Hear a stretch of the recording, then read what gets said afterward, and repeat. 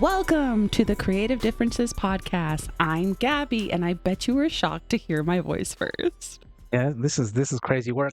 I'm Cassie, and it's weird today. It's weird. And I'm Demi, and dear God, it was so hard getting this one episode together. Welcome to another episode of the Creative Differences podcast, your one-stop shop for movie reviews, Fancast Fridays, Throwback Thursdays, and a number of other pop culture-related items. Today, we will be talking about our top 10 favorite shows from 2025. Also, this is our girl power episode where we don't have any Dallas. Wow. It feels weird. It's true. Like we didn't plan that. I don't know. I don't know if I want to celebrate it because he's sick, but rip, I guess. And I thought that this year was going to be the year that I got all of us on for every episode.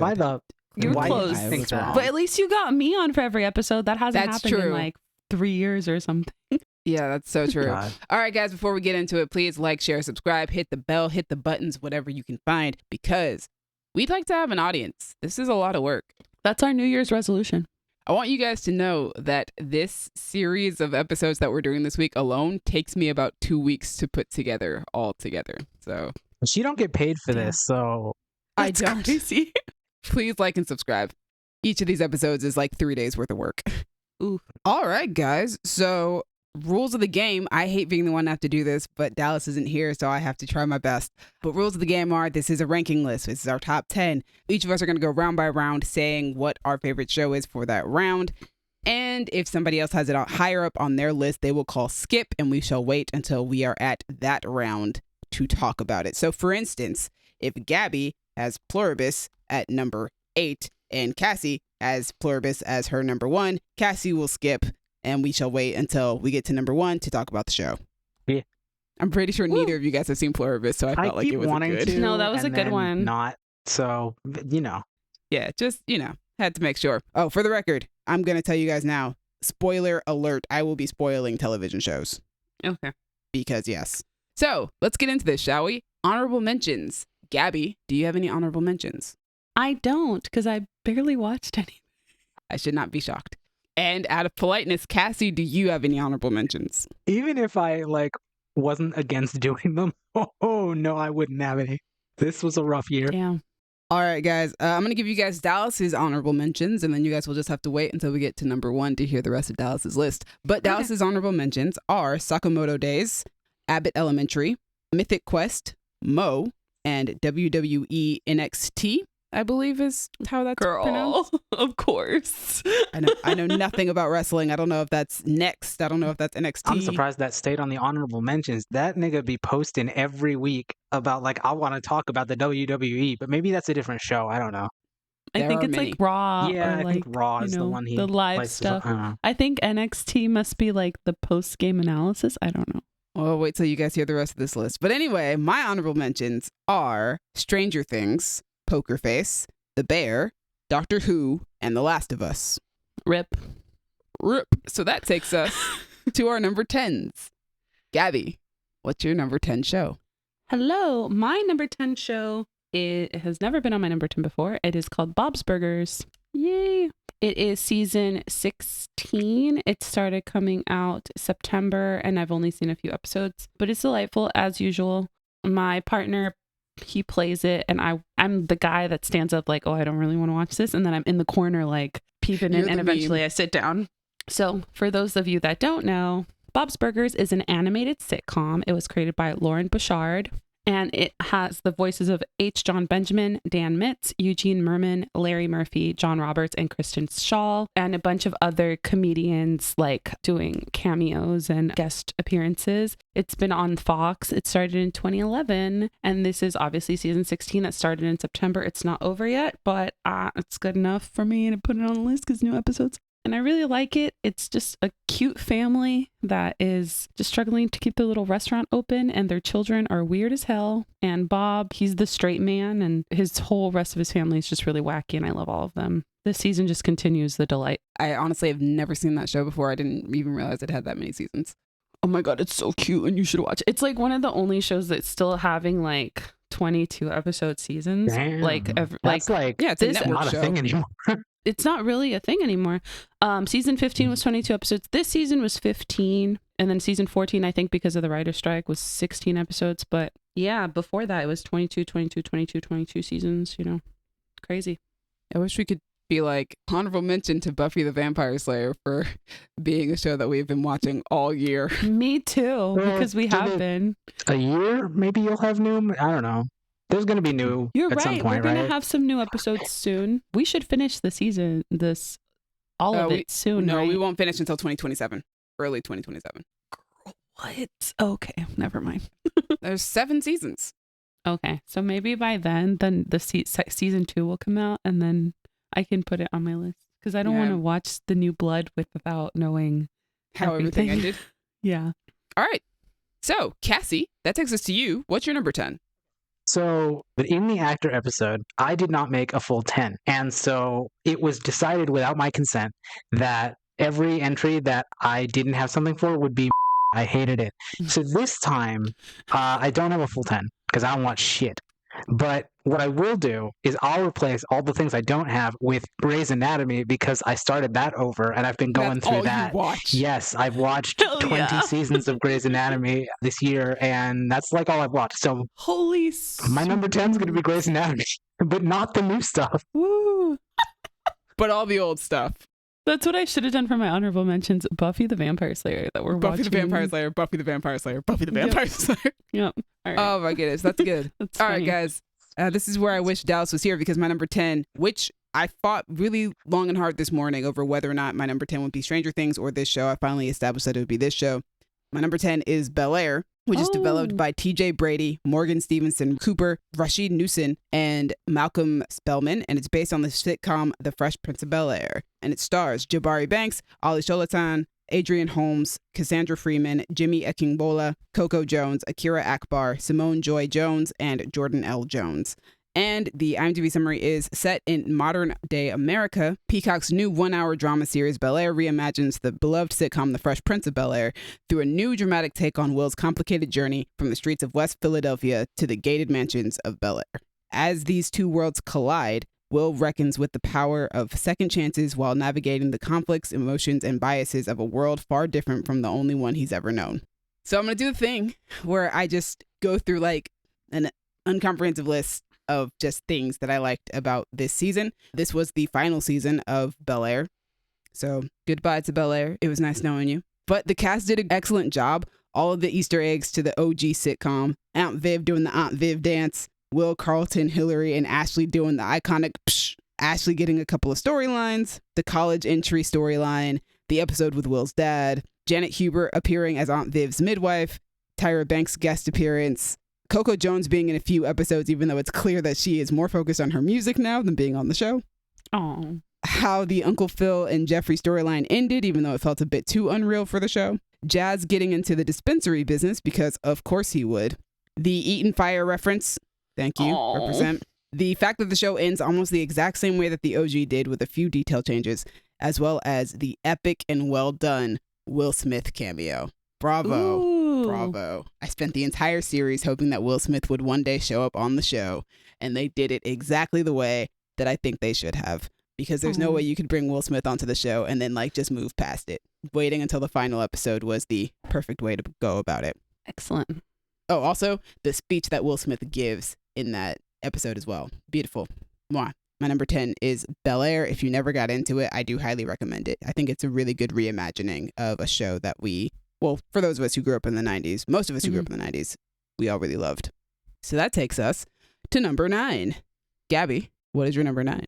Yes, my number 9 is St. Denis Medical. It's created by Eric Legend and Justin Spitzer. It stars Wendy McLevin-Covey, Allison Tolman, Josh Lawson, Kyun Kim, Kaliko Kauai, David Allen Greer, and Mekhi Leeper. It is essentially a mockumentary show about a struggling or low-income hospital and the kind of kooky nursing and doctoral and administrative staff that runs the hospital. It's basically kind of like Abbott, just at a hospital, or like Parks and Rec. Actually, closer to Parks and Rec because they're a little bit sillier. Abbott's a lot more wholesome, and the characters seem to care a little bit more. So if it's the vibes more of Parks and Rec, it's in the second season. They're getting a 10-episode season. I've only got up to episode 10 out, so we might get some more, but I'm not sure. It's cute. I watched it casually, and that's why it made the list. A lot of my sitcoms are going to be like, it was cute, it was funny, that's it, I liked it. Yeah, I was about to say, you can tell that Gabby's list is like comfort shows. Yeah. Also 20-minute shows that I can squeeze in between my daughter letting me watch the TV. Question. Yeah. What defines a casual watch? I see episodes on and off. I don't catch the new episode as soon as it comes out. Gotcha. So like okay. if I'm like, oh, there it is, let me watch it. Thank you. A lot of these will be spread over like 2 apps, I think, at 3 apps. Because those are the main 3 that I use, which is like Hulu, Disney Plus, and Peacock. Which is funny because you could just use Disney Plus now because all of Hulu stuff is on there. You're right. I should cancel that membership. Okay. No. You can't cancel the Hulu membership, though. At the moment, you have to have a Hulu subscription in order to get access to all the Hulu stuff that's on Disney Plus. That's so rude. I only know this because that's how I watch my animes on Disney Plus. Got it. That's how I watch my animes is such a sentence. It's like, I gotta catch my soaps. I was going to say, that's how I catch my stories. Cassie, do you have a number 9? Fucking... All right, Grandma. Or is it Grey's Anatomy? My number 9 is Grey's Anatomy. Hell yeah. I'm telling you, 20 seasons of that show. It never It's a lot. regains the magic of the first few seasons, but it has its moments. That's how I feel, even though I only watched a season and a half. Yeah. I'm I was sorry. ugly crying over my computer. You only watched a so season and a half. Did you even see the Denny stuff? Did you even see the bomb 2-parter? Yeah. Like, I saw the bomb 2-parter and the Denny stuff. Oh, maybe it was 2.5 seasons. I think it was on season 3. What's his face that hurt his hands? And anyway, I was ugly crying over my computer at 3 a.m, and I was in summer classes where I had to like really focus, and I was like, I can't do this anymore. Like I can't keep staying up this late ugly crying over my computer when I have a class at 8 a.m. that I need to really focus on. So I stopped and I never went back because I was like, this is just gonna make me cry, and I don't want to do that. 21 seasons are on Netflix, so I'm good, I think I'm good. Cassie, just let me know when you finally get to Midori Francis showing up on the show. oh, she been there. Oh, you reached Midori already? Oh, she been there. I mean, listen. I mean, you say already. She watched 20 seasons. I'm on season 20. Like, it took a while Oh. to get there, but she been there. You were on like season 12 when I was there 2 months ago. Yeah, I don't think you understand how quickly I can make it through Grey's Anatomy. That's why I was Well, so so, surprised like- that you reached Midori already. I love Midori. Yeah, she's great. She's like one of my favorite characters on the show right now, who will probably not be there in another season, but you know, it's what they do. I actually do know what happens to her character. But yeah, I love Midori. She was great on The Sex Lives of College Girls. All right, so that takes us to my number 9. My number 9 is Peacemaker, which is created by James Gunn. It's based on a character created by Joe Gill and Pat Boyette, and it stars John Cena, Jennifer Holland, Danielle Brooks, Freddie Stroma, Steve Agee, Frank Grillo, Sol Rodriguez, and D. Bradley Baker. And the IMDb summary, which is now inaccurate because we're in season 2, picking up where the Suicide Squad left off, Peacemaker returns home after recovering from his encounter with Bloodsport, only to discover that his freedom comes at a price. That's really not the summary for season 2, but that's fine. Anyway, here's my incomprehensive list of things that I liked about this season. The performances, especially from John Cena and Jennifer Holland, the smaller and more grounded story versus trying to go bigger, because last year was about an alien invasion, and really, I don't know if you should try and go much bigger than that in your second season. The After Show podcast with James Gunn, Jennifer Holland, and Steve Agee. Vigilante meeting other Vigilante. The way James Gunn presents Earth X up until the big reveal. It's very show don't tell. Peacemaker struggling with his place in the world. Peacemaker's bond with his brother.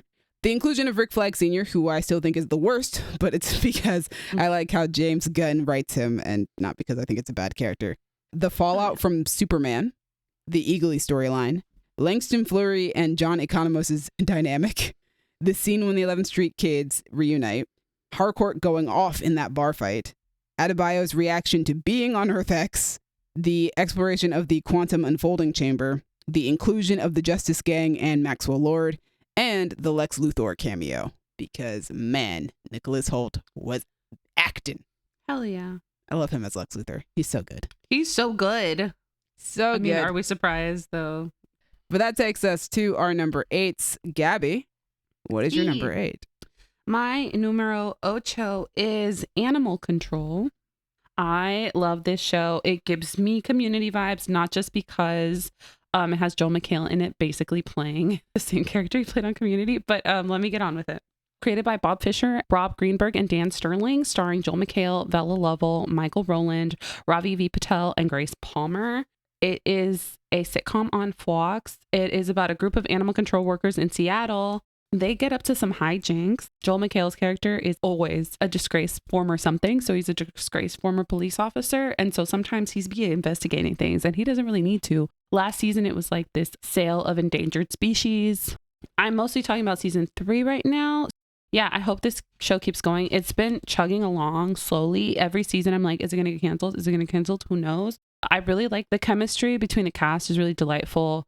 It is low stakes because it's just people at Animal Control. My favorite character is played by Bella Lovell. She was previously known for being in Crazy Ex-Girlfriend as Heather Davis. Her character on Crazy Ex-Girlfriend was kind of like a little sort of like sarcastic badass. Here she's like a anxiety riddled head of the animal control department in that precinct. She's the head of the precinct and she's just like trying to make things work.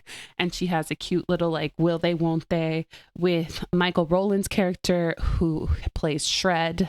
His name is Fred, but he was a former professional skateboarder.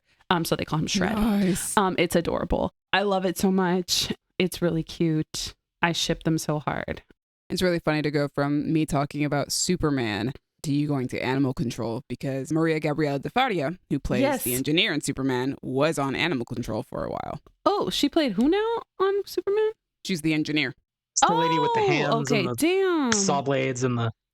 That is not what she looked like on Animal Control. She looked like a cutie little patootie. All they did was shave the sides of her head and give her braids. Yeah, but I think they made her darker too. Or they put her in a tanning bed. I don't know what they did because she looks like real light skin because she's supposed to be Spanish on the show. That's really funny. Yeah, she's a Venezuelan and apparently lives in the Pasadena area. Shout out to her. Yo, hell yeah, hometown hero.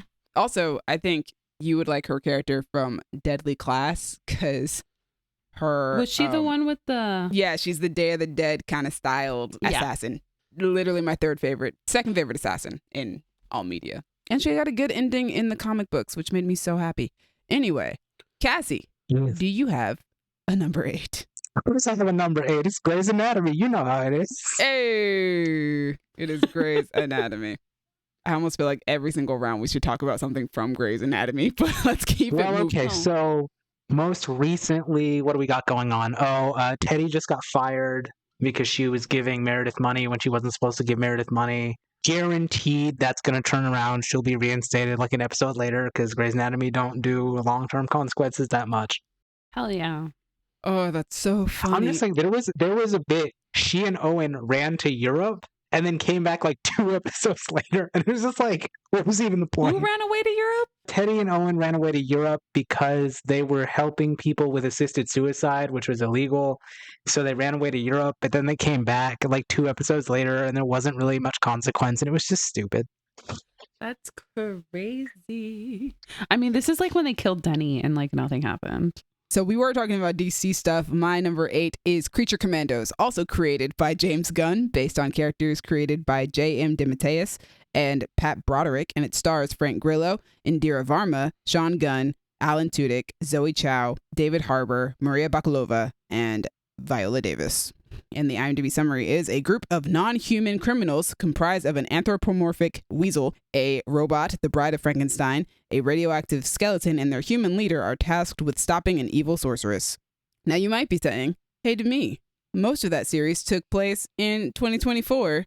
You're right, but like the last episode or 2 came out in 2025, so I'm counting it to this list because the show hadn't ended yet in 2024. That's what I had to do like 2 years ago. It's our list and we can do whatever the fuck we want, so.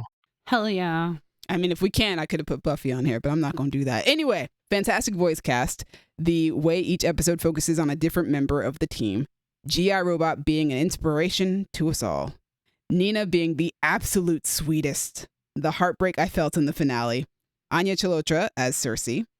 The way Frankenstein is portrayed as entitled and childish. You might have heard us talking about how much we like how well adapted the Frankenstein movie is. I also like this version of Frankenstein's monster. It's a very different version, but I like it for the purposes of the show.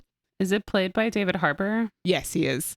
The bride's choice at the end of the show, the bride and Nina's relationship, Dr. Phosphorus' story and the wild downward spiral, the first Batman sighting of the DCU, first appearance of Clayface in the DCU, and I'm curious as to how this version will fit with this year's upcoming movie, the absolutely heartbreaking episode about Weasel, how James Gunn can take a character you dislike or who disgusts you and make you empathize and care for them, and cheers to the Tin Man. And those are my thoughts on Creature Commandos, which takes us to number 7.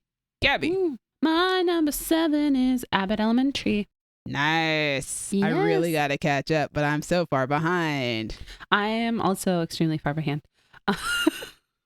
This is low-key from the season that came out earlier in 2025 that I'm talking about right now. Anyway, created by Quinta Brunson, starring Quinta Brunson, Tyler James Williams, Janelle James, Lisa Ann Walter, Chris Perfetti, Cheryl Lee Ralph, and William Sanford Davis. I'm mostly talking about Season last 4, season, I'm pretty season sure. 4. Right now, I don't have a lot to say. Okay, I will have more to say about my later shows, probably actually starting from my number 6. But basically, it's That's a how it good old works. mockumentary. It's fun. It's hilarious. It highlights, the struggles that teachers have to endure in US because, our government doesn't care about schools. Especially this administration. Yeah. Oh, especially this one. It just gives you the good feels, even if when they are struggling, and it's really cute and these people really care about these kids. And my favorite part is this show's been going on for 4 seasons. It's an elementary school, which is 5 in seasons the now. US. Yeah, 5 seasons, sorry. And the US, we spent the most time in elementary school. It's like anywhere from 6 to 7 years versus like middle school, which is 2 years, and high school, which is 4 years. So they've kept the same kind of extra cast of children. So we've seen them growing up.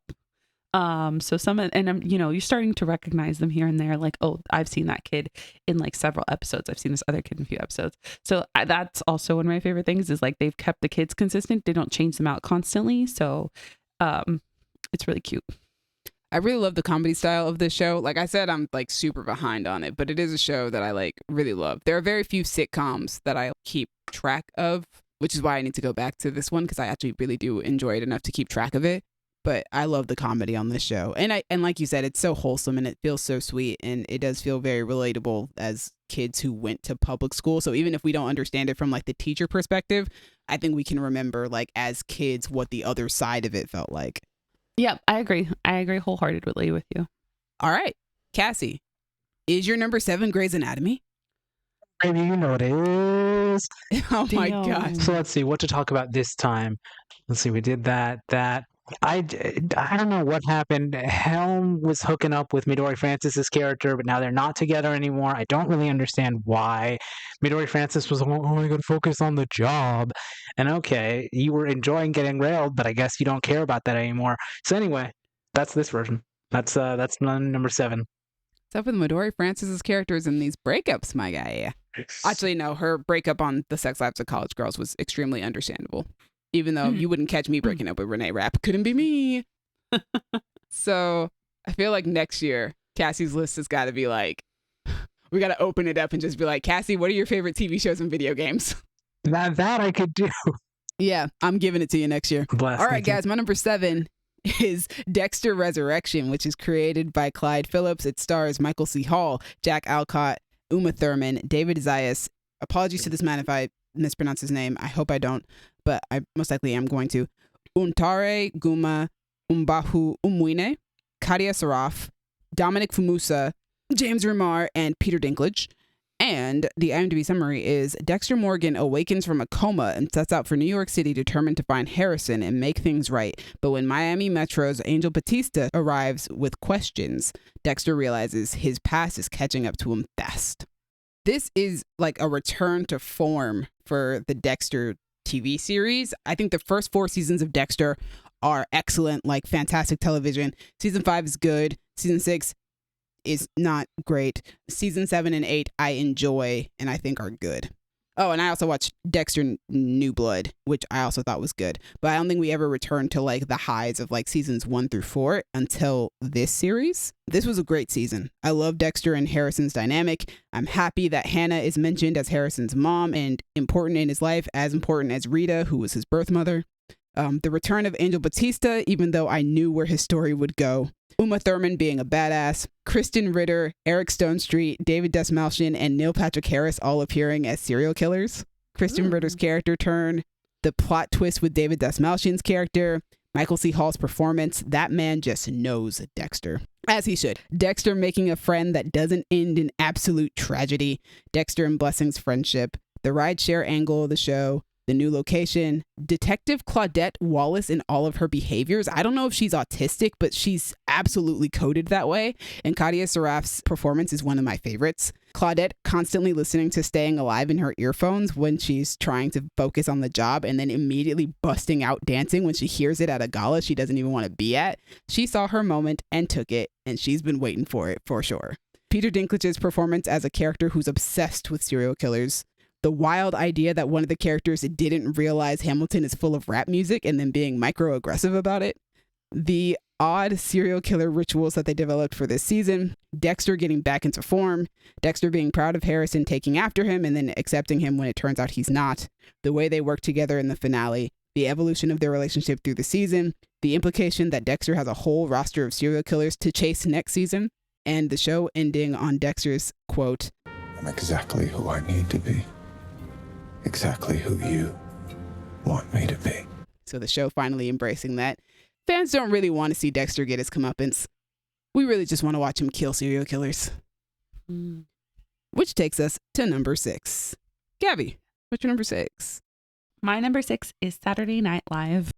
So we are on the 51st season now. However, I'm going to cover the 50th. I feel like their 50th season was one of the strongest that we've had in probably the last like 5 years. It was absolutely hilarious. We got the iconic Domingo sketch that whole season. Bowen Yang was in his like chief form. I feel like Marcelo Hernandez also like fully cemented himself as like a star of SNL. He's great.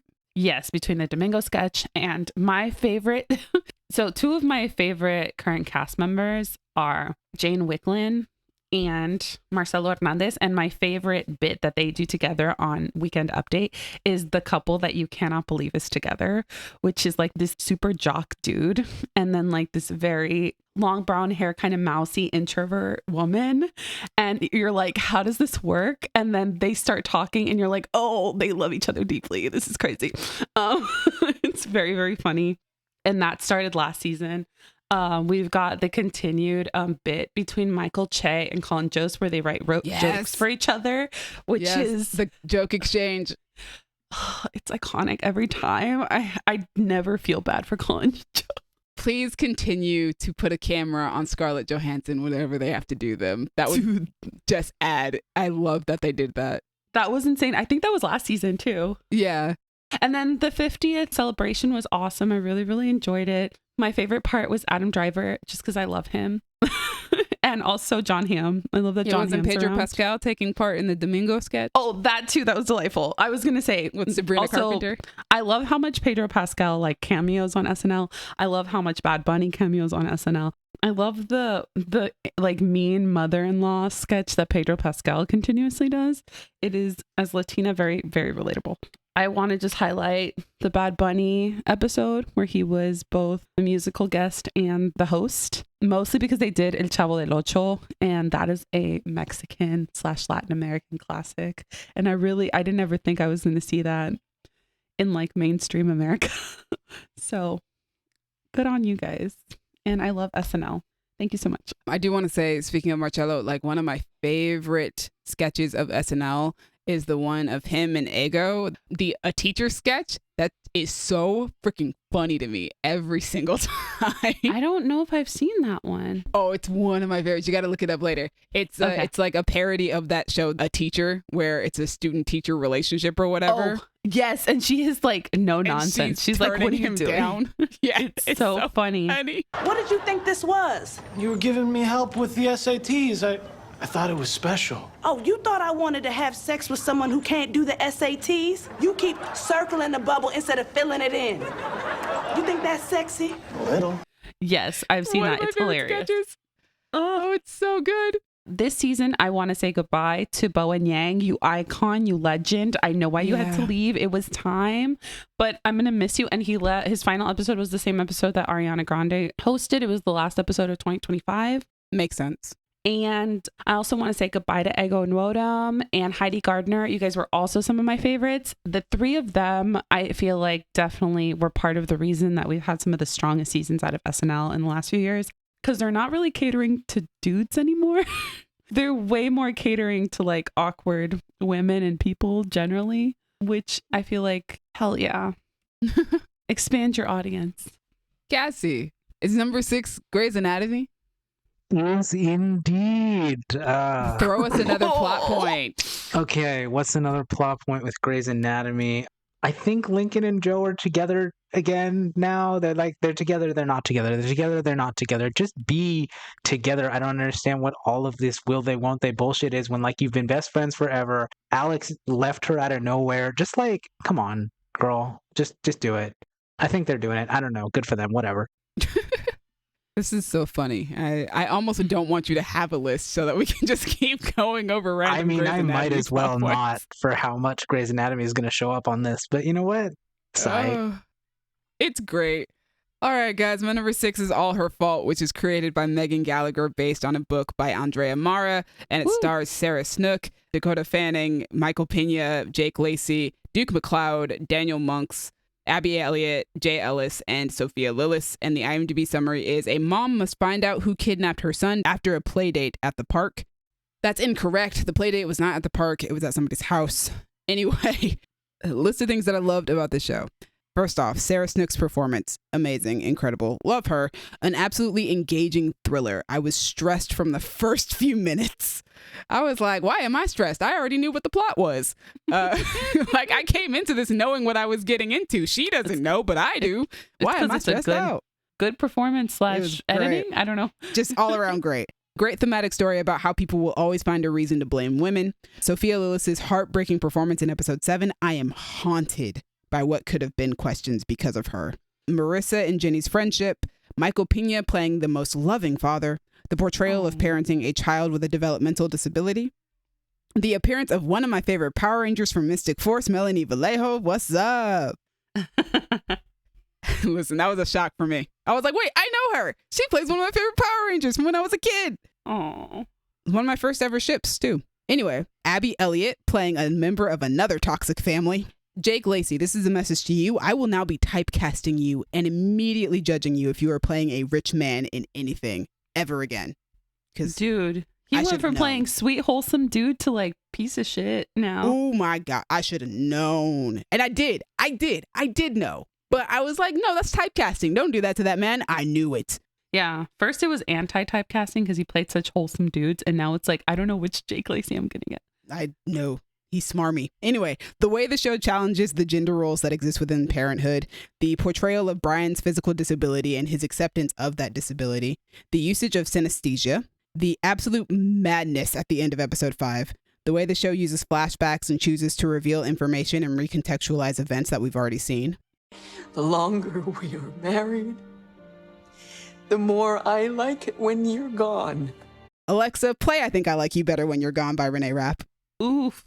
And those are my thoughts on All Her Fault. Not all of my thoughts. I have so many thoughts, and usually I can only think of them while I'm watching the show. But guys, it's so good. If you have not seen it, it's on Peacock. Please watch All Her Fault.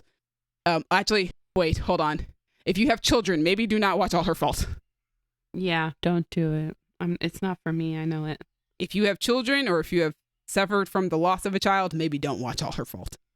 Everybody else, though, if you like a good drama, thriller, mystery, this is it, though. This is it. All right. That takes us to our top 5. Our top 5 shows. So far, the bottom 5 for Cassie have all been Grey's Anatomy. Gaby, what is your number 5? My number 5 is Nobody Wants This. Oh, nice. Yes, I've seen both seasons. It was delightful. Shout out to Toa Bird because she has a song from the 2nd season. Ooh. Created by Aaron Foster, starring Kristen Bell, Adam Brody, Justine Loop, Timothy Simmons, and Jackie Tone.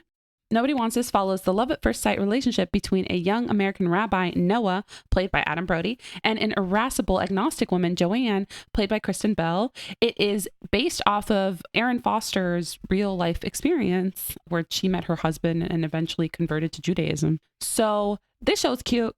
I know a lot of people didn't like the season. I will say, and my boyfriend said this while we were watching it, I was like, they fell in love last season. And he's like, well, they have to throw a wrench in it this season. And I'm like, exactly. That's how TV works. Yeah, that's how TV works. But also just because, you know, you decided that you wanted to stay together doesn't mean that there aren't still going to be people having negative opinions about your relationship and you having to navigate that. And also you too having to figure out what the future looks like for you if one of you is an extremely religious person and the other one is very much not. And he's not only extremely religious, but he is a leader in his religion.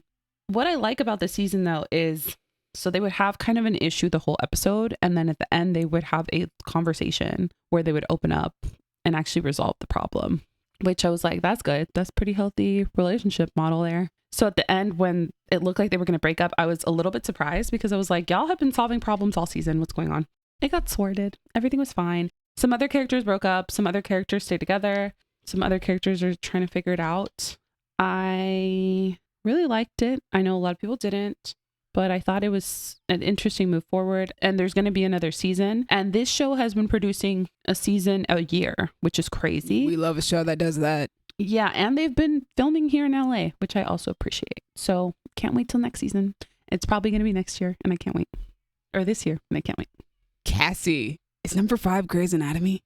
Throw us a plot point. Okay, let's see. I guess Maggie and Winston are officially not together anymore, which sucks because like they were cute and it was one of the few non-swirl romances on the show. Shout out Shonda, I know you love that shit. But you know, sometimes you go to Chicago and then don't talk to your husband and don't talk to your husband and don't talk to your husband and then divorce papers happen and there you go, I guess. Rip the dream. Wild. It wasn't like an intentional don't talk to the husband. It was every time they were going to talk about stuff that something happened. Something got in the way. He didn't go to Chicago because he had to get a guy out of a like homemade watercraft thing. And it was a whole Grey's Anatomy. You can't go after what we...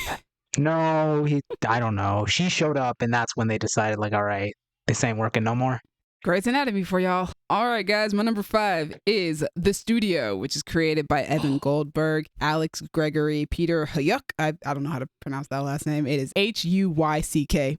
Frida Perez, and Seth Rogen, and it stars Seth Rogen, Catherine O'Hara, Ike Barinholtz, Chase Sui Wonders, and Catherine Hahn. And the IMDb summary is, follows a legacy Hollywood movie studio striving to survive in a world where it is increasingly difficult for art and business to live together. Oof. It's so good. I'm so glad somebody watched it. Yes. Me, Dallas, and Jesse all love the show. Oh. My list of things that I love. Absolutely hilarious. The cast is amazing. Seth Rogen's character being somewhat of a proxy for film lovers like me. Zoe Kravitz's performance as herself. Dave Franco getting everyone high before CinemaCon.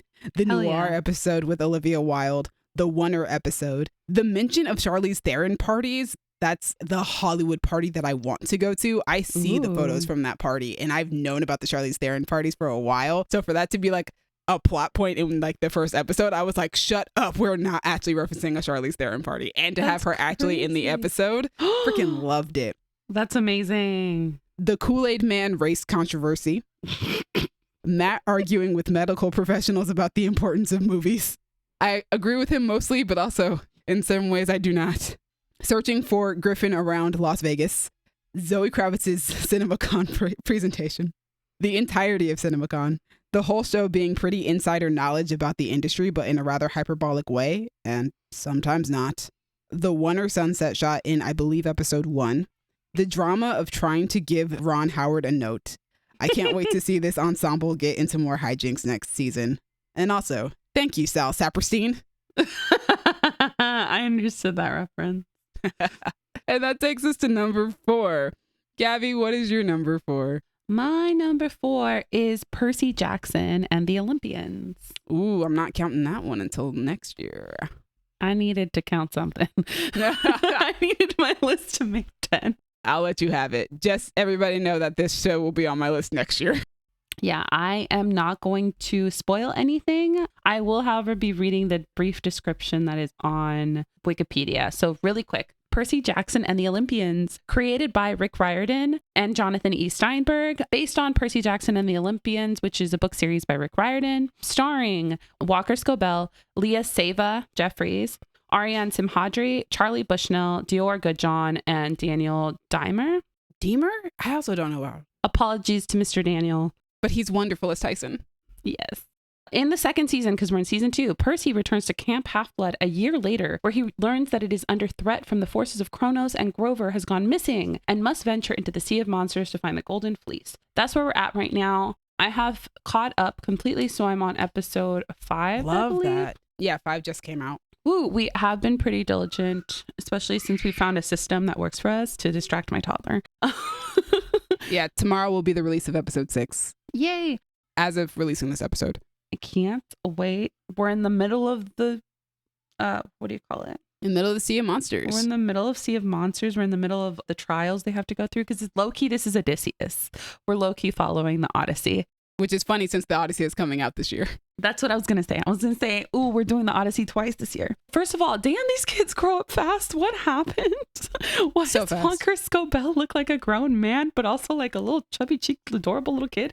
Can we get these seasons out sooner? Like, why was Harry they're Potter already filming season 3, so Thank that won't be as long of a because wait. I was like, we could have them like sprouting beards the next time we see them, like the Stranger Things kids. Thank goodness they're already filming because I was like, good Lord, they should already be building sets. They should already be filming like Harry Potter used to do. Harry Potter used to be like, okay, we wrapped. Let's start the next one. That's why we got to have the same Harry Potter for, you know, the full decade of it. They're already filming season 3. I think they're already halfway through filming season 3, so they're good.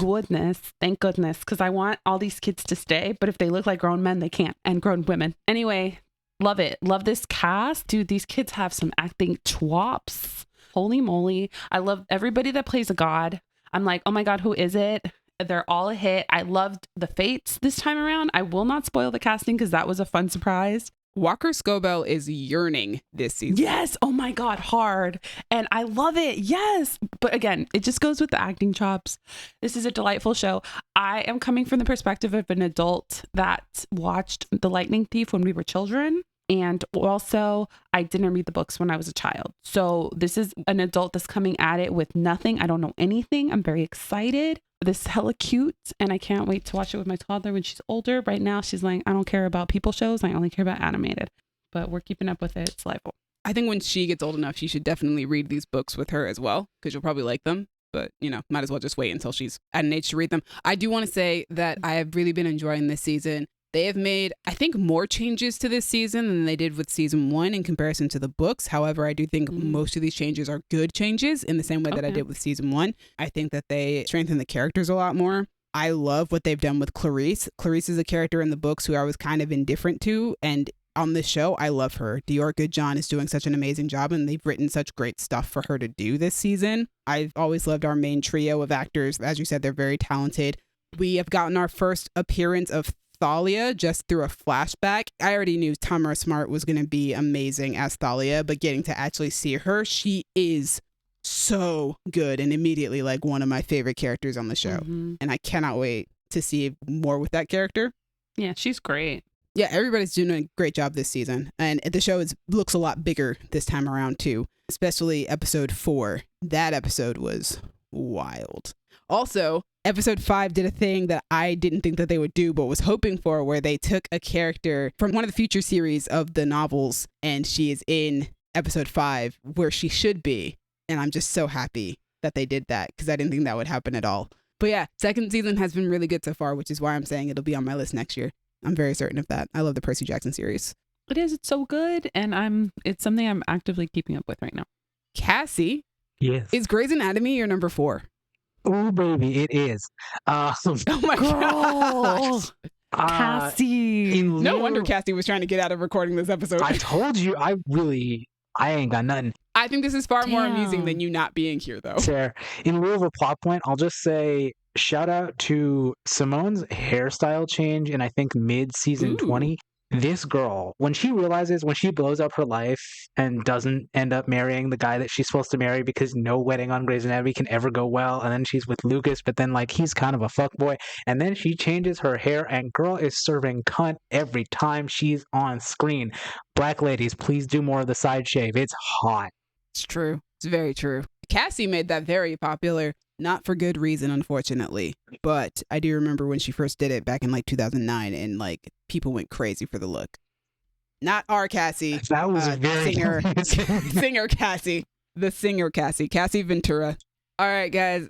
My number 4, funnily enough, is basically created by most of the same people who created my number 5, and it's also a show I forgot that I had a hyperfixation for until it came back. My number 4 is Gen V. It was developed by Evan Goldberg, Eric Kripke, Craig Rosenberg, and Seth Rogen, and it's based on a comic by Garth Ennis and Derek Robertson, and it stars Jazz Sinclair, Lizzie Broadway, Maddie Phillips, London Thor, Derek Le, Asa German, Derek Luke, and Hamish Linklater. And the IMDb summary is, from the world of the boys comes Gen V, which explores the first generation of superheroes to know that their superpowers are from Compound V. These heroes put their physical and moral boundaries to the test, competing for the school's top ranking.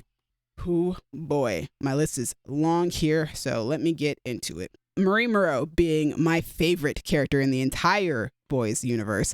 The tribute paid to Chance Perdomo every time Andre is mentioned.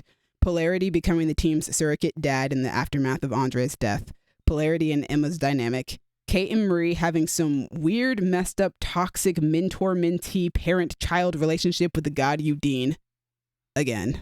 Learning more about Marie's family and finding her sister. The scene when Marie finds out her godmother has been lying to her.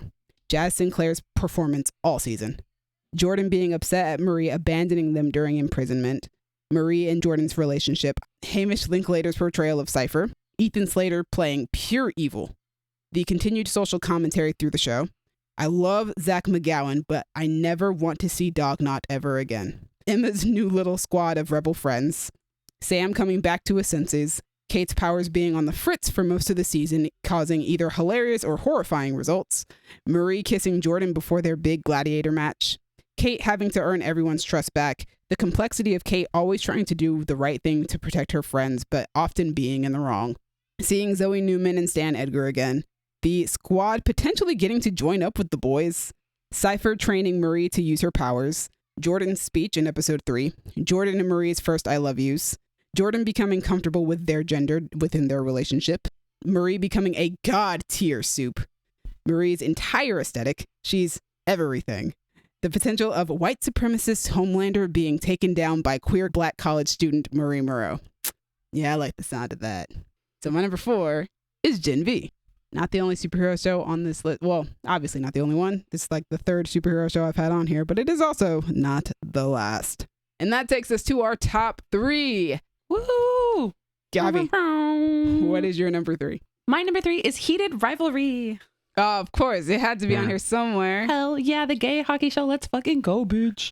As a lover of Yearning? love, as a lover of yearning, as a lover of romance in any and all forms, I read 77 books last year, y'all. And like 70 of them were romance. I'm not gonna lie. Like they all had some sort of romance in them. Except for like one. Yeah, so let's talk about it. Heated Rivalry, created by Jacob Tierney. Shout out to Jacob Tierney. Shout out to Letterkenny. Written by Jacob Tierney. Directed by Jacob Tierney. Starring Hudson Williams, Connor Story, Francois Arnaud, and Robbie G.K. Francois. Amongst others. But Francois, baby, sweet, the ending of episode 5. I also discovered him through a show that also had Maria Gabriela DeFaria on it. Ooh, damn. Turns out she's in a lot of stuff. She had a sitcom era after she did Deadly Class. So okay.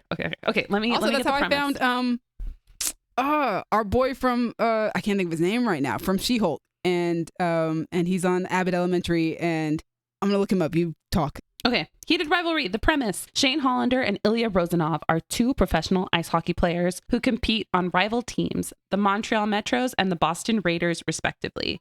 Although their on-ice rivalry is amplified by media coverage and personal perception, the two develop a private, initially casual relationship that continues intermittently over several years as they pursue their hockey careers. This show starts in 2008, okay? It starts in 2008 before the hockey draft, and it goes until 2021, I believe. Oh, I was about to say, this is a period piece? Well, no wonder the homophobia is so strong. Boy, is it a period piece. There were skinny jeans. They were doing skinny jeans, wrinkled button-up shirts at the club. Like, girl, loved it. The yearning, the frustration. That's why I love that it started in 2008, because now it would seem a little bit impossible. Although there are no out hockey players in the NHL. There are former hockey players on the NHL that are out, but they didn't come out till after they were no longer part of the league. So tends to be the case with male pro sports. Yeah, low key, they could still be happening, is what I'm saying. I feel like for a relatively younger audience that this is for, it makes a little bit more sense to start in 2008. It's a little bit more believable. I also like that Hudson Williams and Connor Story, who are our main actors, are also out. I don't know what their orientation is, but they are not straight. I haven't looked it up, but I love that they're not straight because the characters are not straight. I think the characters are bisexual, but don't quote me. I have not read the books, and it wasn't super delineated in the show. It was like, yeah, I'll date girls, but also, are you dating girls because you like girls, or compet? Is it because you have to appear straight? I'm a little confused. This is a little bit more subtle than I understand. Anyway, there's so much more nuance to this. I really dug this. It was beautiful. It was sweet. Dude, Pedro Pascal's watching this. It's so good. I found out Pedro Pascal's watching this because somebody posted like their reaction at a gay bar watching episode 5 because they put it on the big screen. And spoilies, the end of episode 5 has Francois Arnaud character pulling Robbie GQ onto the center of the ice and kissing him, as in like coming out, but like in the most dramatic fashion you can think of. Always with the drama. So theatrical. Yes, but like it caused so much cheer. Like at this restaurant, everybody was cheering like it was a championship win, right? And so this person posted it, and then like under it, Pedro Pascal like commented crying emoji and stuff. And I was like, ah! Anyway, love him, love you, love this. Everyone should watch Heated Rivalry. Please watch it. It's so great. And we're already going to get a season 2, but we might not get it till 2027. So I am a sad girl, but I'm excited. Sounds about right. So Francois Arnaud, Maria Gabriela De Faria, and Josh Segarra were all on a comedy show together, which is how I discovered Francois and Josh for the first time. I love Josh Segarra. I know. We all do. He's great. He's a cutie patootie. I know him originally from Sirens. The Netflix one?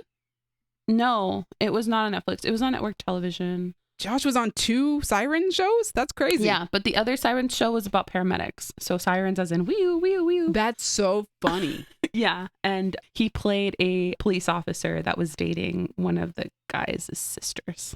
Wild. But he was in a lot of episodes and he was so cute. And I was like, is that really how he is? And I think he is.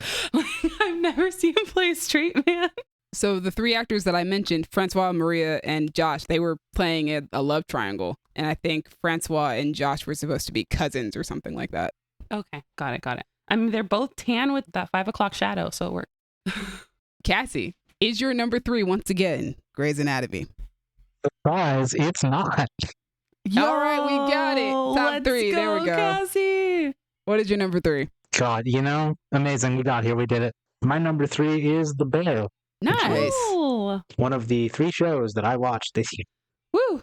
I mean, let's be real. It's The Bear, created by Christopher Storer and Joanna Callow, starring Jeremy Allen White, Eben Moss-Bachrach, Ayo Edebiri, Lionel Boyce, Eliza Colon-Zayas, Abby Elliott, Maddie Matheson, Edwin Lee Gibson, other people, It's The Bear. Season 4 didn't, blow me away, but I like this show. I like this show a lot. Ayo Edebiri carries the entire thing on her back. Yes, queen. Thank you. Hold on. Liza's amazing. No, you're right. It's just Ayo, what can't you do? You can act the shit out of this. You can write the shit out of this. Ayo, we don't deserve you. You know what I'm just realizing? I've talked about David Zayas. We have talked about David Zayas. He's actually in Dexter earlier on my list. And he plays her husband on The Bear. And it just occurred to me that they have the same last name because they're married. What? Oh. That's awesome. It just hit me. Oh, I love when that happens. That's fun. So, yep, fun fact for the day, guys. It only took us 2 years to realize it. It's the Bear. Season 4. It ends kind of wild, but I'm also okay with it. But I'm also like, is there going to be a season 5? Or... I'm sure there is. I just like... I think there is. With how season 4 ended, I don't know what you do with season 5. I feel like season 4 didn't even end in a resolute way. Also, yes, it's already confirmed that they will be doing a season 5 for a 2026 release. All right. I mean, I'm assuming then that the restaurant isn't going to get shut down, and I don't know. We'll Or see. it is, and they got to find a way to make it not shut down anymore. Yep. I guess they do, because between that countdown clock and the other thing that happened at the end of the season, which I won't spoil, naming the show The Bear would be really irrelevant if they didn't keep the restaurant going. I don't know if that's true because technically Jeremy Allen White is the bear. Well, that's why I'm saying the other thing that happened at the end of the season. As long as the show still follows him, we're fine.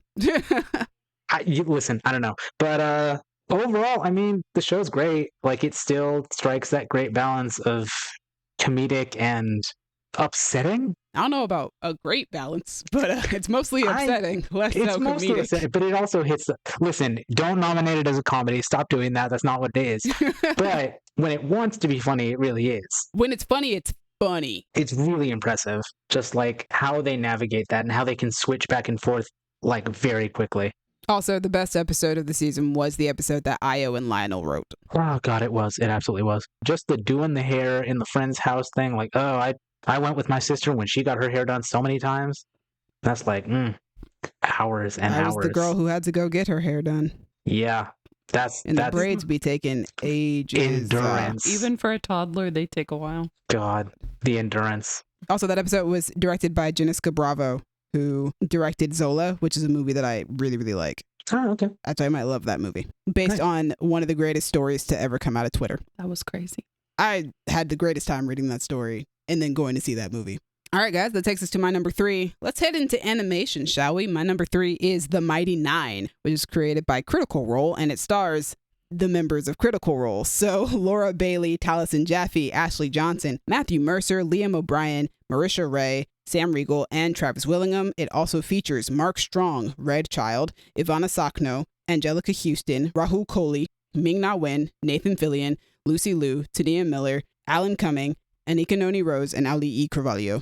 And the IMDb summary follows a group of criminals and misfits who are the only ones that can prevent the kingdom from plunging into chaos when an arcane artifact capable of reshaping reality falls into the wrong hands. This is a very long list, so let's get into this. Everything about this show is great. The party is full of such complex characters. Bo is my favorite. Bo being incredibly intelligent and capable while also being stubborn and cocky.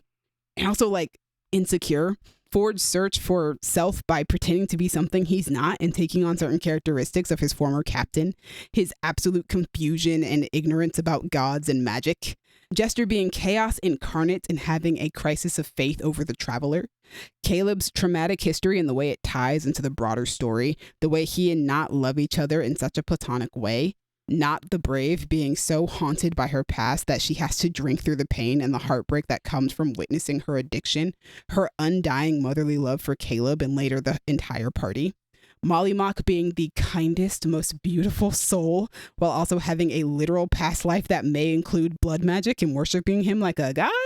Yasha has barely been on the show but is already so interesting. I know that woman is tortured AF and I'm gonna love her for it. The deep lore that the show immediately dives into, more so than Vox Machina has done. The way the show displays politics of this fictional world. An unexpected appearance from Nidus Okiro, who's a character from the Calamity mini campaign played by Lou Wilson. The small Easter eggs to the Legend of Vox Machina, because they're a famous party by this point. 4 Disney princesses having guest roles this season.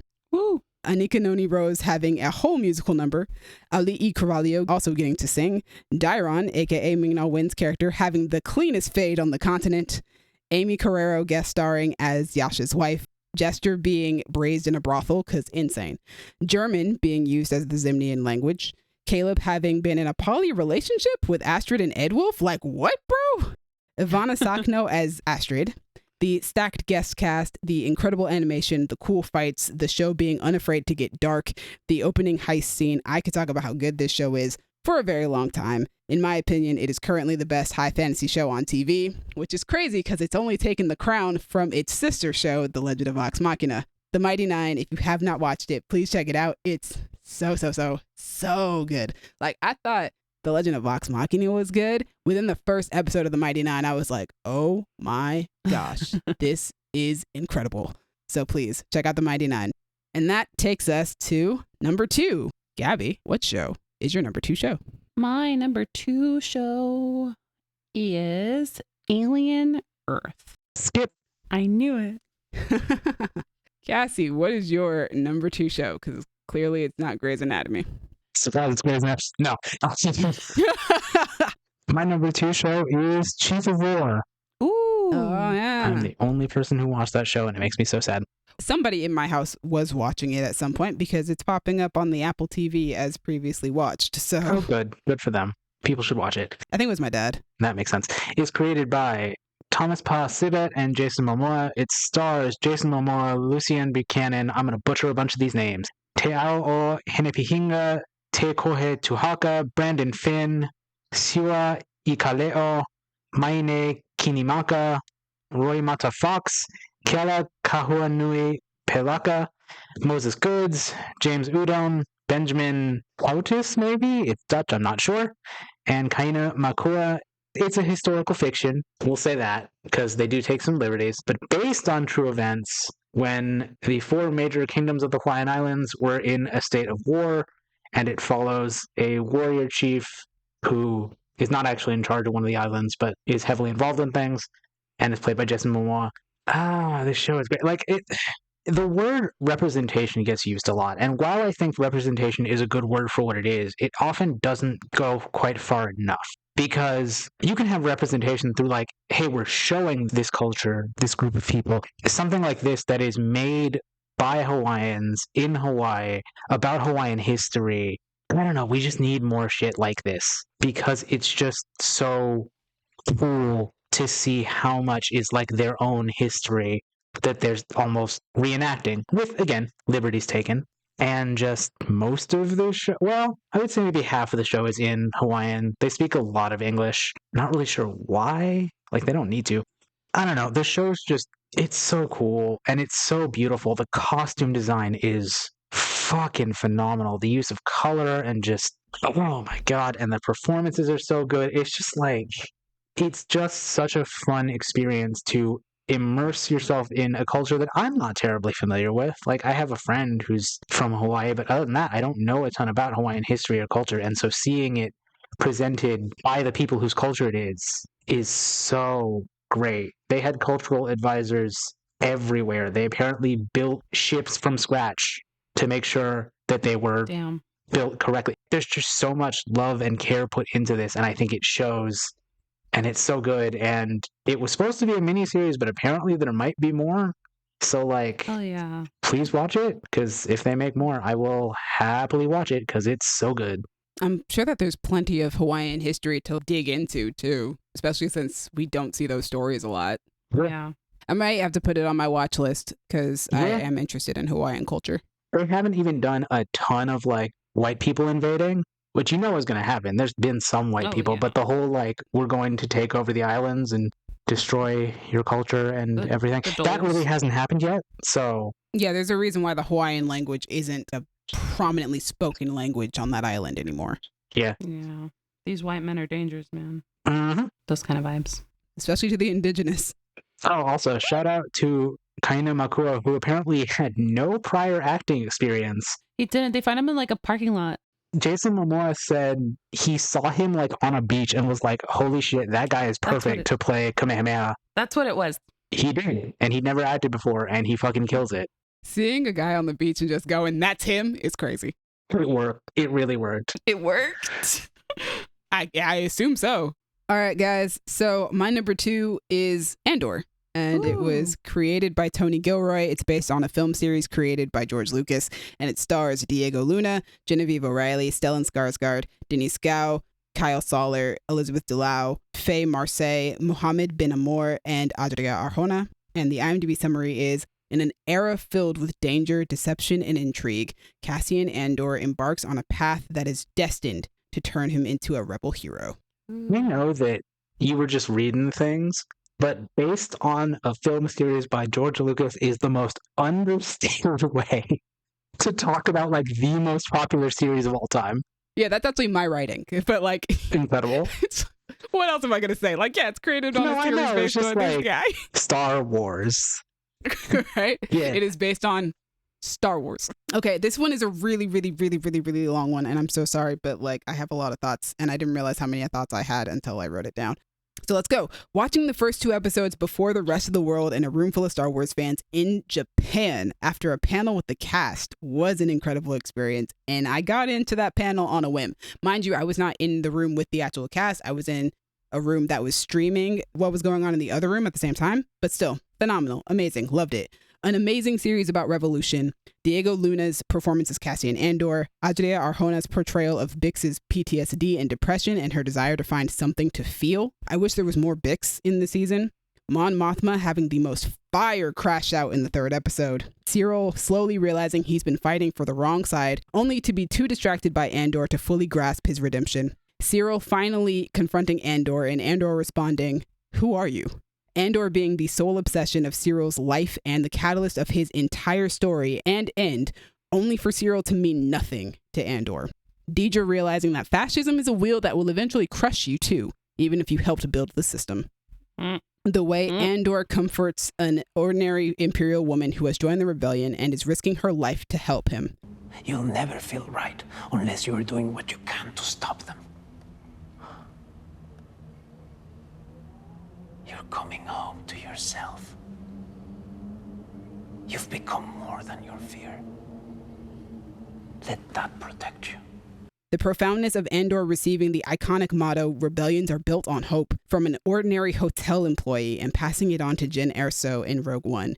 The existence of Force healers, the Force healer prophesying Andor's fate, the way Nimic's manifesto haunts the narrative and further emphasizes the significance of ordinary people working together in revolution. In Nimic's words, "Remember this. Freedom is a pure idea. It occurs spontaneously and without instruction. The Imperial need for control is so desperate because it is so unnatural. Tyranny requires constant effort. It breaks. It leaks.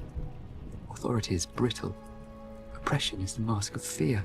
The birth of K2SO, Cyril and Deirdre's weird romantic relationship, getting to see Sandrilla and their culture, Genevieve O'Reilly's powerful performance as Mon Mothma, the first arc having an entire commentary on undocumented immigrants and the dangers they face, Oof. Clea's history with Luthen and her unexpectedly becoming a foil and parallel for Andor, Clea flirting with Vel that one time, Vel and Senta reuniting and finally coming to terms only for tragedy to strike, I would have crashed out. The entire 3rd arc of the show, basically going full Les Mis French Revolution in episode 8. Do you hear the people sing? Episode 8 is devastating, haunting, the absolute horror of watching the Empire commit genocide, the helplessness of the Gorman people as they cried out for help, the propaganda that led to their accepted destruction. Episode 9 dealing with the political aftermath, the Gorman senator whose people were murdered shouting, "No warrant! No charges! This is the Senate chamber. I have every right to be here. Will no one help me? Gorman is being slaughtered! It's my people today and yours tomorrow. Remember this day. Remember Gorman. This will be you soon enough." Oof. Displaying how good at political theater Bail Organa is.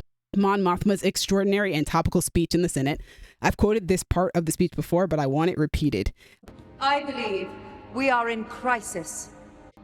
The distance between what is said and what is known to be true has become an abyss. Of all the things at risk, the loss of an objective reality is perhaps the most dangerous. The death of truth is the ultimate victory of evil. When truth leaves us, when we let it slip away, when it is ripped from our hands, we become vulnerable to the appetite of whatever monster screams the loudest."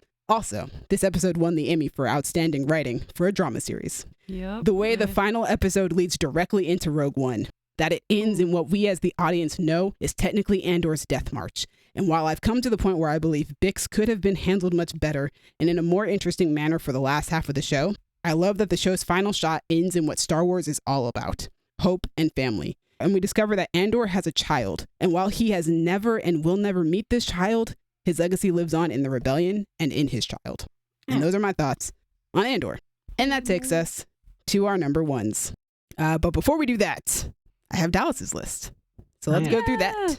All right, guys. So Dallas's number 10 is WWE Raw. There we go. I knew it.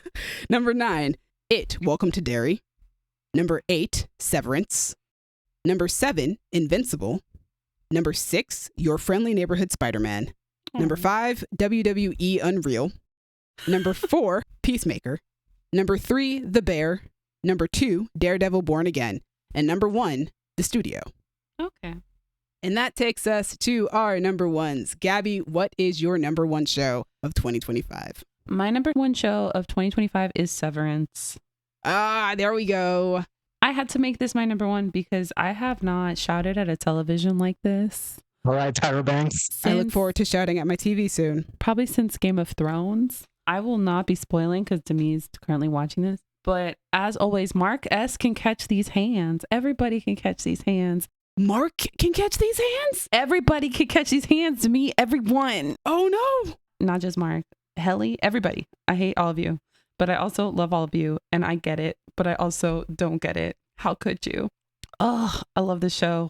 And you can't explain this to anybody is the thing. Like when you show people pictures of the show, it's at an office building. It's just people in an office. And you're like, sure, but premise. You just can. can't in isolation. It's the same thing with Succession. You can't do screenshots. No, you can't do loved that screenshots. when Succession was coming out and people were like, oh my God, the scene when this happened, and it's a boardroom. Yeah, exactly. And Severance is the same thing. It's like, holy shit, did you see the scene? They're all sitting in cubicles. Or they're in an elevator. Yeah. Honestly, yeah. Succession is like that as somebody who has watched the whole show. Like, that is legit what it is. Again, I had to make it my number one because I haven't shouted at a TV. My man had to restrain me. I cannot wait. He had to I'm so hold me. He excited. had to be like, it's going to be okay. And I'm like, it's not okay. But when you show people, it's like cubicles. You're like, this is the most compelling show I have seen in so long. Like, oh shit, that nigga's outside. That's crazy. Like, Yeah. But it's amazing. The theories that are coming out of this show. I just need everybody to watch it and then tell me what they think. I've watched the first 3 episodes of season 2 already. I'm trying to finish the season by like the end of this week. Okay. I finished season 1 like the other day. Okay. Yes, this show has been super good so far, and I am really excited to see like where the rest of the show goes. Okay. It is fascinating. Oh, so you know who Miss Casey is? Oh yeah, me and Dallas were talking about that yesterday. I actually figured that out the episode before they make the reveal What? How? because they show a picture of her. Oh, yep, they did. They did do that. But it's like, I also am like, oh, I understand why people didn't catch that because the picture is so ripped up and like crumpled and like taped over by the time that you do see it. But I looked at it and was like, that woman looks Asian. Oh, Kind of looks like Deechin, actually. okay, thank you for adding the second part because I was getting a little worried there. There is only one Asian person on this show. Yikes. For the That's record, true. I've tried to watch Severance twice. I make it a few episodes in and I get bored every time. Yeah, it'd be doing that. I think but it really then doesn't hit until you, because I also like stopped watching for several months, and then Don't when do I got that to to me. episode Don't do 7, that to 8, me. 9, I was Yep. like, oh snap! And that's I'm exactly in. what it is. I will not. If it's one of those, you got to make it a certain number of fuck off. I'm going to watch Grey's Anatomy again. Girl. It's very good. I'm super excited to see where it goes from here. I have some thoughts already on the season that I'm watching. There are certain people that I'm like, I don't really trust you right now. What's going on right now? I don't understand why you're behaving so weird. Also, cannot why is wait. there a child in the office? Yeah. Oh, you'll learn. You'll learn. Thank God, because I'm like, why is there a child? What are we breaking child labor laws now? Explain We're it. We don't care anymore. Listen, some people ain't got I mean, childcare to me. girl, they're breaking so many other laws. They're not though. They're in the Wild West. They don't have laws for what they're doing right now. That's so fair. like, It's they're like not the breaking internet any laws. privacy. There are definitely child labor laws, and I'm curious and concerned as to why there's a child in the office. But anyway, You will learn why. They Glad to explain know. it, but also I love that child's rivalry with Mr. Milkshake. It's not Mr. Milkshake, but Mr. Milchick. Mr. Milkshake. I love She her has a rivalry with him, or they? Oh, you will see. That's why. It's Also, funny. Gwendolyn Christie just popped up for some reason with a she's bunch in of this goats. season. She's needed. You It was gotta wild. just watch it, please. The fact that there everyone is watch this. an office building room with hills of green and goats is wild. Honestly, more offices would probably benefit from having something like that. Having goats in the office. Not even just goats, but like actual nature, so that you're not just stuck in a sterile building and you can't see outside, or you can see outside and you can see the nature, but you can't get to it because capitalism hates you and wants you to die. That's the premise of the show. Yep. Well, that's just the premise of life. Cassie, what is your number one show? I know what it is, but please tell the audience. I mean, so does Gabby if she's been following along. I have been. My number one show is Alien Earth. Let's talk about it. Woo! So, Alien Earth is created by Noah Hawley, based on the Alien movies, as you are, I'm sure, aware. It stars Sidney Chandler, Alex Lothar, Essie Davis, Samuel Blanken, Babu Sise, Adarsh Gurav, Irana James, Lily Newmark, Jonathan Ajayi, David Raisdahl, T.M. Camille, I'm probably pronouncing that incorrectly, Mo Varel, Adrian Edmondson, Timothy Oliphant, other people. It's a lot of people. There's a lot of people on this show. There's so many people on that show.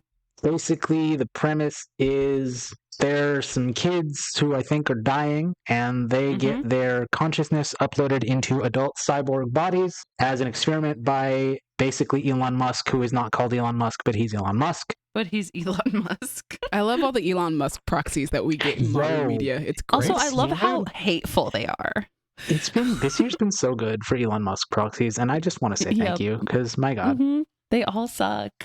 They're so bad. Like he does. Alien Earth is my shit intensely. Somebody just recommended that I watch it today. It's good. You should. So, yes, I think you would enjoy it.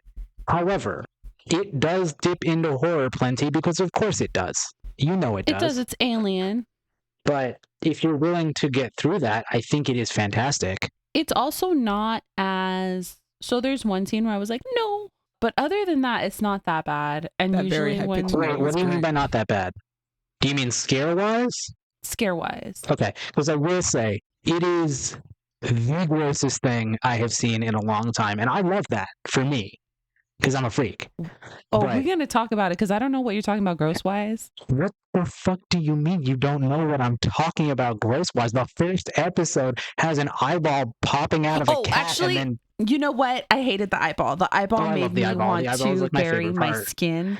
It's so good. I hate It's that so eyeball. good. It just And I burrows hated into the your way that the brain. eyeball It's so, story...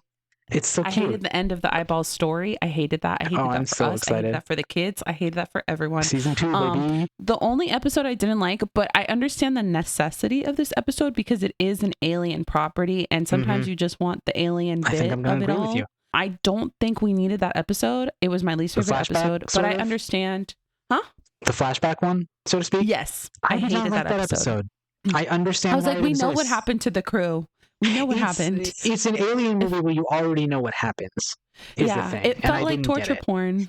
It felt like torture porn. You know what? It kind of did. For me. It kind of did because we knew how it was going to end up. It's like, this is an exercise in watching all these people die, and we know how this is going to go, so why are we... But yeah, I can see why they did it, though. I can see, because they're like, listen, we're not doing the alien thing. And this is, after all, an alien property. So I get it, but I fucking hated the shit out of it. I hated all of it. They did not skimp on xenomorphs in this show. No, they I will didn't. say that. Yeah, we got so much. And we got so much information. And for once, I was like rooting for them, which is crazy. Well, no, 100%. I'm like, kill 100%. that fucking alien. I'm like, get it out of here. I am tired of this alien winning. I normally hate xenomorphs. And in this case, I was like, hell yeah, xenomorph. Hell yeah.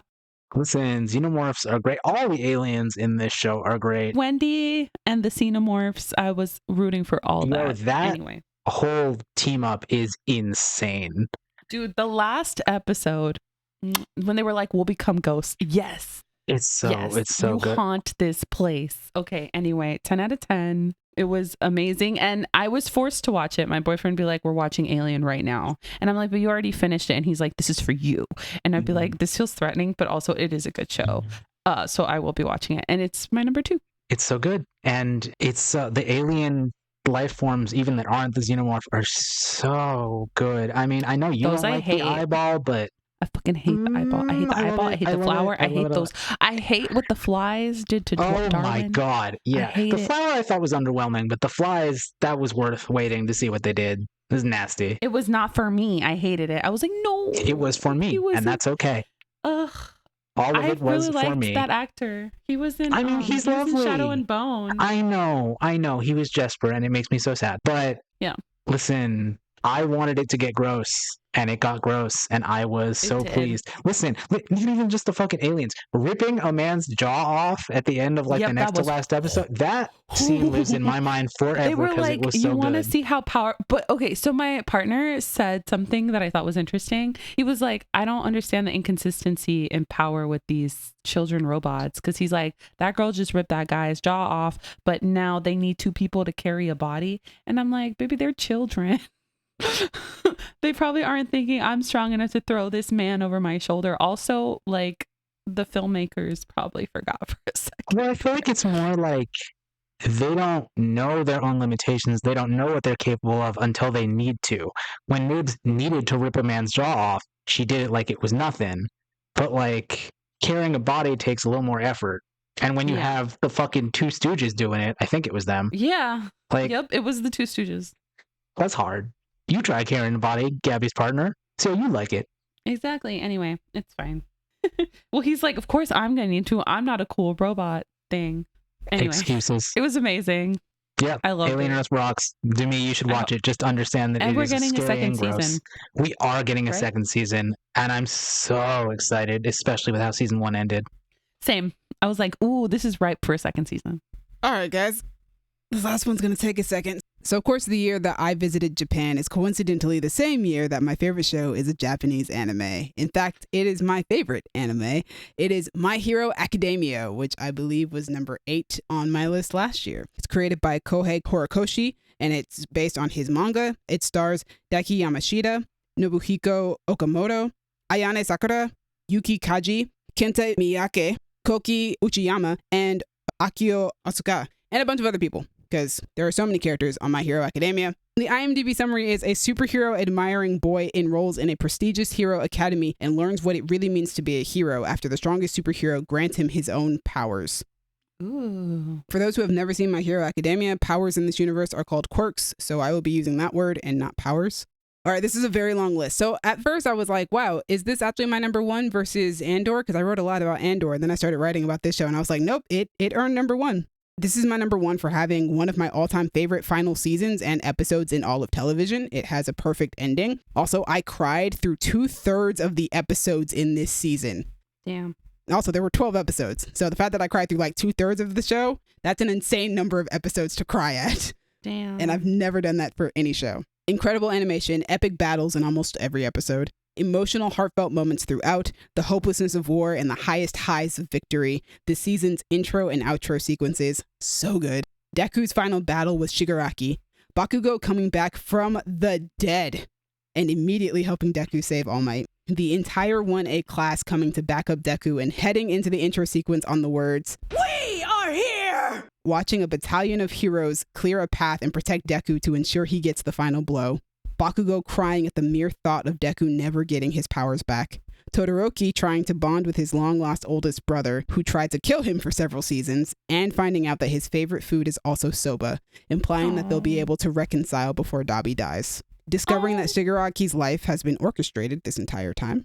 Deku's mom watching him become the world's greatest hero after implying he'd never be able to as a child. Oh, that's mean. Yeah, that was some bullshit. I just want to say, don't do that to your kid when you know that they're doing more than anything of being a superhero. Don't be like, you'll never be that. She didn't say it with that, like, but still, like, no, yeah, she says I'm sorry. She doesn't say you'll never be a superhero. She says I'm sorry. Anyway, All Might using a mech suit that incorporates all his students' quirks, crying with fear that All Might die. Deku being willing to sacrifice his quirks. Deku wanting to save Shigaraki until the bitter end.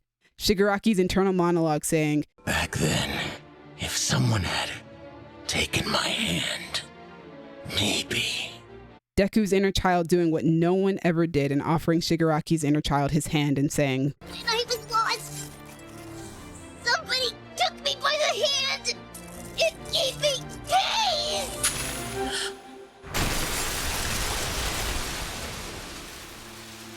And that's why I'm here. It's the reason I looked for you. Do you see? Everything will be okay. and holding on even as his arms break off. Shigaraki telling Deku, "I guess, in the end, you were right about me. I really am just a crying child."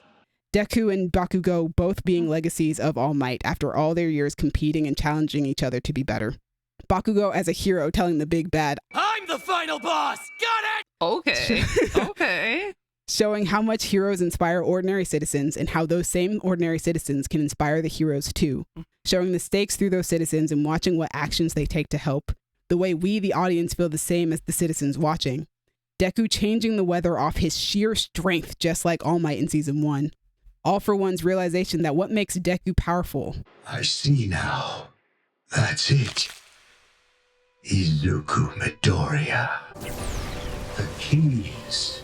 Your weakness. It's something All Might didn't have. The strength of weakness. Yes. It makes these ants rise again and again. They won't bow out as long as you're still trying. The show allowing two truths to be true about Deku.